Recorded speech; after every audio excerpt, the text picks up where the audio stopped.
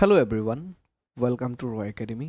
আজি আমি পঢ়িম ত্ৰিকোণমিতি। ত্ৰিকোণমিতিৰ প্ৰথমটো কনসেপ্ট মই আজি আপোনালোকক দিম, যেটো হৈছে sin স্কয়াৰ থিটা প্লাস cos স্কয়াৰ থিটা ইকুৱেলস টু 1।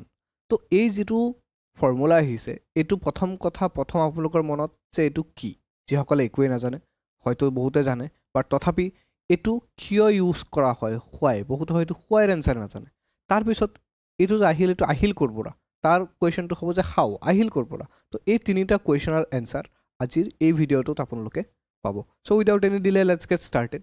প্ৰথম কথা আপোনালোকে জানে ত্ৰিকোণমিতি হৈছে যে এটা ত্ৰিভুজৰ যোগমাক, ঠিক আছে, এটা ত্ৰিভুজৰ যোগমাক, যত সেই ত্ৰিভুজ যেটো আছে এটো সদায় সমকোণী ত্ৰিভুজ হয়। তেতিয়াহলে আপোনালোকে মোক প্ৰশ্ন কৰিব যে স্যাৰ সমকোণী ত্ৰিভুজ নোহোৱাকেও বেলেগ ত্ৰিভুজত ত্ৰিকোণমিতি নালাগে নেকি? তো ডেফিনেটলি বেলেগ ত্ৰিভুজতো ত্ৰিকোণমিতি লাগে। ধৰক মই এই ত্ৰিভুজটোৱে লৈছো, এটো সমকোণী নহয়, এটোতো ত্ৰিকোণমিতি লাগে। কিন্তু ইয়াত জেনাৰেলি কি কৰে, ইয়াত এটা এনেকৈ পাৰপেন্ডিকুলাৰ ড্ৰ কৰি ইয়াতো আমি ৰাইট এংগেল বনাই লওঁ। তাৰ পিছত এইটো ত্ৰিভুজত আমি ত্ৰিকোণমিতি ইউজ কৰো, এটোতো ত্ৰিভুজত আমি ত্ৰিকোণমিতি ইউজ কৰো, আৰু ফাইনালি দুইটা একেলগ কৰি আমি ইউজ কৰো, ঠিক আছে। কিন্তু আলটিমেটলি ত্ৰিকোণমিতি ইউজ কৰাৰ কাৰণে আমাক ৰাইট এংগেল দৰকাৰে হয়। ৰাইট এংগেল মানে কি? সমকোণী ত্ৰিভুজ। সমকোণী ত্ৰিভুজ মানে কি? য'ত এটা কোণ 90 ডিগ্ৰী থাকে, ঠিক আছে। য'ত এটা কোণ 90 ডিগ্ৰী হেতুক কি বুলি কোৱা হয়? সমকোণী ত্ৰিভুজ। কনফিউজ নহব, সমকোণী মানে গোটেইকেইটা কোণ সমান নহয়। সমকোণী মানে কি? এটা কোণ 90 ডিগ্ৰী। আচ্ছা, এতিয়া এই 90 ডিগ্ৰীৰ যিখিনি লগৰ যি দুটা বাহু আছে, এটাক আপোনালোকে লম্ব বুলি ক'ব পাৰে, ঠিক আছে। লম্ব, দ্যাট মিন্স হোৱাট ইজ লম্ব? লম্ব মানে আপোনালোকে এনেকৈ ক'ব পাৰে যে পাৰপেন্ডিকুলাৰ, ঠিক আছে, পাৰপেন্ডিকুলাৰ পি। আৰু এটা যদি পি হয় আৰু এটা অটোমেটিক্যালি বি হৈ যাব, ঠিক আছে। আৰু ইয়াৰ যেটো সন্মুখৰ বাহু আছে হেতু কি বুলি কম? আমি হাইপোটেনাস বুলি কম, ঠিক আছে। বা অসমীয়াত যদি কওঁ তেতিয়াহলে এটো হৈ যাব আপোনালোকৰ কৰ্ণ, এটো হৈ যাব আপোনালোকৰ ভূমি, ঠিক আছে, আৰু এটো হৈ যাব আপোনালোকৰ লম্ব, ঠিক আছে। লম্ব, কৰ্ণ, ভূমি তিনিটা হৈ গ'ল। এতিয়া ত্ৰিকোণমিতি মানে হৈছে এই যে লম্ব দেখিছে, ভূমি দেখিছে আৰু কৰ্ণ দেখিছে, এইবিলাকৰ অনুপাত আৰু বেলেগ একোৱে নহয়। এতিয়া অনুপাত মই কৰিব পাৰিম, ঠিক আছে। এইবিলাকৰ অনুপাত, ত্ৰিকোণমিতি মানে কি? এইবিলাকৰ অনুপাত, ঠিক আছে। মন কৰিব, এটো আছিল আমাৰ পি, এটো আছিল আমাৰ বি, এটো আছিল আমাৰ এইচ, ঠিক আছে। তো অনুপাতবোৰ উলিয়াই যাওঁ মই। প্ৰথমতে মই অনুপাত লিখিলো পি বাই এইচ, পি আপন এইচ, ঠিক আছে। এইটো এটা অনুপাত হ'ব নে? এইটো এটা ৰেচিঅ' হ'ব।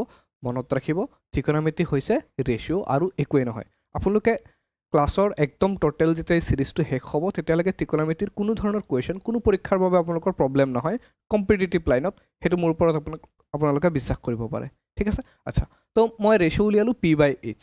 তাৰপিছত আৰু কি কি ৰেচিঅ' হ'ব পাৰে? আচ্ছা, বিক আমি এইচেৰে সলনি কৰিব পাৰোঁ ন? তো মই লিখি ল'লোঁ ইয়াত বি বাই এইচ। আৰু কিবা অনুপাত হ'ব পাৰেনে?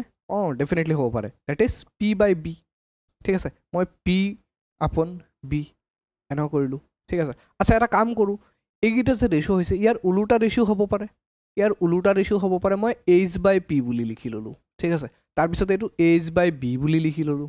তাৰপিছত এইটো কি লিখিলোঁ? মই বি বাই পি বুলি লিখি ল'লোঁ, ওলোটা ৰেচিঅ' উলিয়াই ল'লোঁ, ঠিক আছে। এনেকৈতো মই ৰেচিঅ' বনাব পাৰিম। প্ৰথমতে পি ইজ টু বি লিখিলোঁ, তাৰপিছত বি ইজ টু পিও লিখিব পাৰিম।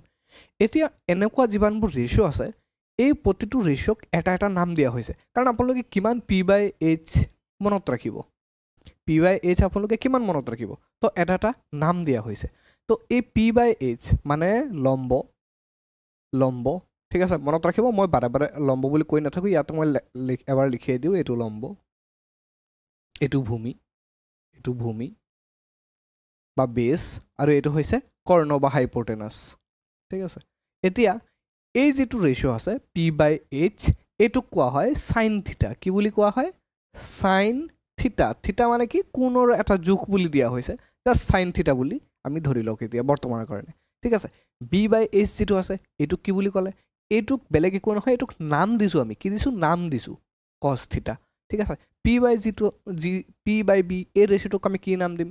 মন গ'ল মেথামেটিচিয়ানসকলৰ, তেওঁলোকে নাম দিলে এইটোক টেন থিটা, ঠিক আছে। আচ্ছা, এতিয়া ওলোটা ৰেচিঅ' যিটো আছে সেইটোৰ নাম কি কি দিলে সেইটো এবাৰ আমি চাই লওঁ। নাম এইকেইটাৰো দিছে, এইকেইটাৰ নাম দিছে। এইচ বাই পি যিটো আছে এইটোৰ নাম দিছে তেওঁ কছেক থিটা। কি থিটা দিছে? কছেক থিটা। এইচ বাই বি যিটো আছে এইটো দিছে সেক থিটা, ঠিক আছে। আৰু এই যিটো আছে এইটো দিছে কট থিটা, ঠিক আছে এতিয়া প্ৰথম কথা স্যাৰ মোৰতো এইবোৰ মাথা ঘূৰাই আছে মনতে নাথাকে মনত কেনেকৈ ৰাখিম চলো মই সেইটো দেখাই দি আছোঁ মনত কেনেকৈ ৰাখিব ঠিক আছে আচ্ছা তো মই এটা এনেকুৱা ঘৰ বনাই ল'লোঁ আপোনালোকে এইটো যেতিয়া ক্লাছ 10ত পঢ়িছিলে তেতিয়া আপোনালোকক চাগে তেনেকৈ শিকাইছিলে ঠিক আছে মই ইয়াত দি দিছোঁ মনত ৰাখিব পণ্ডিত বদ্ৰী প্ৰসাদ হৰ হৰ বলে ঠিক আছে তো p/h ওপৰৰ পৰা কাউণ্ট কৰি গ'লোঁ আমি সাইন থিটা এইফালে ধৰিলোঁ আমি b/h cos থিটা ঠিক আছে এইফালে ধৰিলোঁ আমি কি হ'ব tan থিটা এইটো p/b ঠিক আছে b/h এইটো b/h আৰু এইটো কি হৈছে p/h that is p/h sin থিটা ঠিক আছে এইটো sin থিটা হৈ গ'ল আচ্ছা তো তলফালৰ পৰা যেতিয়া উল্টাকে ধৰিম মানে h/p তেতিয়াহ'লে এইটো মই কি ল'ম এইটো ল'ম মই cosec থিটা কি ল'ম cosec থিটা এইটো কি ল'ম sec থিটা আৰু এইটো কি ল'ম এইটো ল'ম মই cot থিটা তো আশা কৰোঁ এইখিনি আপোনালোকৰ মুখস্থ হৈ গৈছে ঠিক আছে এতিয়া এইখিনি মুখস্থ হৈ যোৱাৰ পাছত আপোনালোকে বুজি পাইছে সাইন ক'ৰ পৰা আহিল cos ক'ৰ পৰা আহিল tan ক'ৰ পৰা আহিল তো আপোনালোকে হোৱাট কি গম পাই গৈছে যে এইবোৰ বেলেগ একো নহয় এইবোৰ ৰেচিঅ' হয় ঠিক আছে এতিয়া হোৱাই এণ্ড হাউ ঠিক আছে এই দুটাৰ এনচাৰ মই কৈ আছোঁ ধৰক আপোনাক কুৱেশ্যন দিয়া হ'ল যে মই পি এই যি ৰেচিঅ' আছে p/h আছে ঠিক আছে এইটো মই স্কুৱেৰ কৰি দিলোঁ প্লাছ কৰি দিলোঁ এতিয়া চাওক আপুনি যদি এল পি স্কুলত থাকিলে হয় বা আপুনি যদি বোলে লাইফত প্ৰথম ত্ৰিগোণমিতি দেখি আছে যিহেতু আমি ক্লাছ 10ত কৰি আহিছোঁ তেতিয়াহ'লে আপোনাৰ পৰীক্ষাত কুৱেশ্যন আহিলেহেঁতেন যে h/ডেছ ইকুৱেলছ টু সাইন থিটা তো আপোনালোকে ডেছৰ জেগাত কি হ'ব লাগে এইটো ক'ব লাগে এনেকুৱা কুৱেশ্যনটো পৰীক্ষাত নাহে তো পৰীক্ষকে কি কৰিব এইবোৰে অলপ টান কৰিব যাব ঠিক আছে এইবোৰে অলপ টান কৰিব হয়নে এনেকুৱা ইমান ইজিটো কুৱেশ্যন দি নিদিয়ে তো ধৰক এনেকুৱা কুৱেশ্যন দিছে মোক কি কৰিলোঁ যে p/h পূৰণ কৰিলোঁ তাৰপিছত ক'লে যে এটা কাম কৰক আপুনি b/h-কো স্কুৱেৰ কৰক ঠিক আছে এইকেইটা স্কুৱেৰ কৰি যোগ কৰিব ক'লে যোগ কৰি যিটো নতুন ৰেচিঅ' হয় সেইটো উলিয়াব ক'লে তো মই এইটো যোগ কৰিলোঁ যোগ কৰি কি পালোঁ h² পালোঁ তলত কি পালোঁ h² পালোঁ LCM হয়নে আৰু ওপৰত কি হৈ যাব ওপৰত p² প্লাছ b²। এতিয়া এটা কথা আপোনালোকে যদি মনত ৰাখে আমি পাইথাগোৰাছৰ এটা সূত্ৰ পাইছিলোঁ তাত কি আছিলে আমাৰ p² plus b² equals to h²। পাইথাগোৰাছৰ সূত্ৰ সকলোৱে পাইছেনে পাইথাগোৰাছৰ সূত্ৰই কি কয় যে পাৰ্পেণ্ডিকুলাৰ স্কুৱেৰ আৰু ভূমি স্কুৱেৰ এই দুটাৰ যোগফল সদায় হাইপোটেনাছ বা কৰ্ণ স্কুৱেৰৰ সমান হয় তো মই এই p² প্লাছ b² জেগাত এই দুটাৰ জেগাত আকৌ মই h² পাতি দিব পাৰোঁ তো h² আপন h² ইয়াৰ মানেটো কি হৈ গ'ল ইয়াৰ মানে হৈ গ'ল h কাটিলোঁ 1 হৈ গ'ল ঠিক আছে ভালকৈ লক্ষ্য কৰক এই যে হোৱাইৰ এনচাৰ মই কৈ আছোঁ p²/h² যিটো আছে সেইটো আমি এনেকৈ লিখিব পাৰোঁনে p/h² প্লাছ b/h²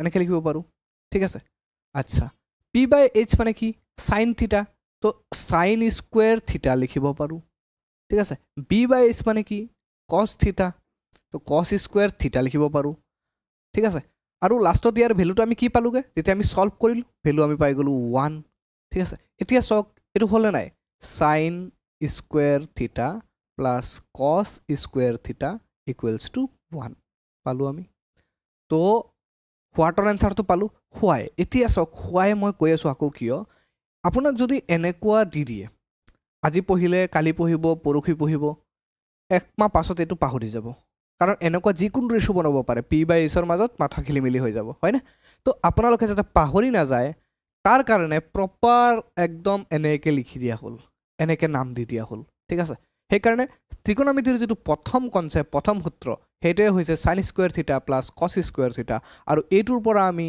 বহুত ধৰণৰ ত্ৰিকোণমিতিক সূত্ৰ পাম তো হাউ কেনেকৈ পালোঁ আমি সেইটো মই আপোনালোকক দেখাই দিছোঁ ঠিক আছে তো আমি হোৱাট হোৱাই হাউ এই তিনিটা কুৱেশ্যন আমি পালোঁ মই আপোনালোকক এটা কথা সদায় ক'ম যেতিয়া আপোনালোকে পৰীক্ষাত যিকোনো বস্তু পঢ়িব সদায় যিয়ে পঢ়ক আপোনালোকক তেওঁক কুৱেশ্যন কৰিব হোৱাট ছেকেণ্ড কৰিব হোৱাই থাৰ্ড কৰিব হাউ কিয়, ঠিক আছে, কেনেকৈ আৰু কি, এই তিনিটাৰ এনচাৰ যদি আপোনালোকৰ হাতত থাকে মনত ৰাখিব আপোনাৰ কনচেপ্ট ক্লিয়াৰ হৈছে, ঠিক আছে। তো নেক্সট কাইলৈ মৰ্ণিং ছেম মই আকৌ আপলোড দিম নেক্সট কনচেপ্ট, গোটেই চিৰিজটো মনত ৰাখিব আপোনালোকে, অলৰাইট। আৰু যদি কোনোবা চেনেলটোলৈ প্ৰথমবাৰৰ বাবে আহিছে, আমাৰ ৰেলৱে ফুল কোৰ্চ চলি আছে, ৰেলৱে NTPCৰ ফুল কোৰ্চ চলি আছে, ঠিক আছে। তো আপোনালোকে চিম্পলি 799 পে' কৰি ৰয় একাডেমি যিটো এপ আছে, ৰয় একাডেমি এপটো আপোনালোকে প্লে ষ্টৰৰ পৰা ডাউনলোড কৰিব। ক'ৰ পৰা? এই যিটো এপ দেখিছে এইটো প্লে ষ্টৰৰ পৰা আপোনালোকে ডাউনলোড কৰি ল'ব, বা এই ভিডিঅ'ৰ ডেছক্ৰিপশ্যন বক্সত মই লিংক দি দিম। তাৰ পৰা আপোনালোকে ৰয় একাডেমি এপটো ডাউনলোড কৰি ৰেলৱে NTPCৰ, ঠিক আছে, NTPC গ্ৰুপ ডি যিমান আছে, য'ত নন টেকনিকেল মানে যিমান ৰেলৱেৰ আছে তাৰ গোটেইখিনি কোৰ্চ একেটা কোৰ্চতে আপোনালোকে গোটেইখিনি পাই যাব। তাত GS, মেথছ, ৰিজনিং কমপ্লিট আপোনালোকক কনচেপ্ট ক্লিয়াৰ কৰাই দিয়া হ'ব। আৰু আপোনালোকৰ যিটো মানে কোৰ্চ যিটো আছে সেইটো NTPC কোৱালিফাইড টিচাৰে একচুৱেলি বনোৱা। চ' আপোনালোকে একদম টেনশ্যন ল'ব নালাগে, একদম অথেণ্টিক কোৰ্চ প্ৰথমবাৰৰ বাবে অসমীয়াত আপোনালোকে পাই আছে। তো আশা কৰিছোঁ যদি আপোনালোকে কোনোবা ৰেলৱেৰ পৰীক্ষা দিম বুলি ভাবিছে তেতিয়াহ'লে জাষ্ট 799 আপোনালোকে ৰেলৱেৰ কোৰ্চটো জইন কৰিব পাৰে। অ'কে, লগ পাই আছোঁ কাইলৈ ছেইম টাইম আৰু ত্ৰিকোণমিতিৰ নেক্সট কনচেপ্ট লৈ। থেংক ইউ, বাই বাই, লগ পাই আছোঁ অন্য এটা ভিডিঅ'ত। যদি ভিডিঅ'টো ভাল লাগি থাকে নিশ্চয় শ্বেয়াৰ কৰিব। Thank U.